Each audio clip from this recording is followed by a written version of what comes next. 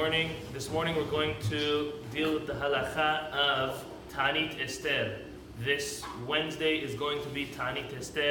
Why do we fast always the day before Purim? So the reason is it is a minhag, it is a tradition, a rabbinical tradition, that since on the year, the very day that Ahashverosh planned based on Haman, giving Haman his allowance to Chas v'Shalom annihilate the Jewish people, that was the very, very same day that everything turned out good for the Jewish people. The same day that the Jewish people were supposed to be destroyed by Haman himself and his children, and also 75,000 other Jewish haters, all were killed by the Jews who were allowed by Ahashverosh on that day. This day was the 13th of Adar. The 13th of Adar was a day of war and victory for the Jewish people. And they fasted. Mordechai and Esther told everyone, today is the day we need to fast, even though it is a day of war.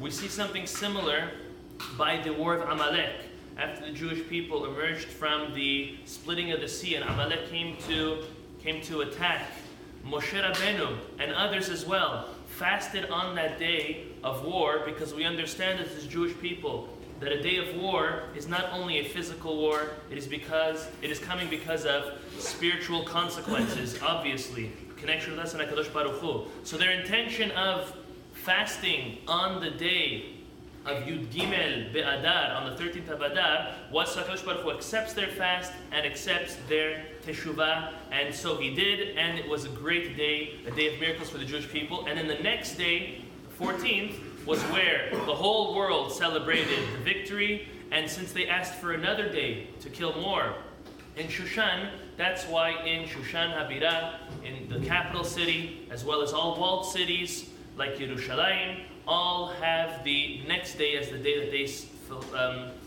fulfill and do the holiday of Purim, which will be the 15th. So this is why we fast. In commemoration and memory of that fast and those miracles, that's why we fast also on the eve of.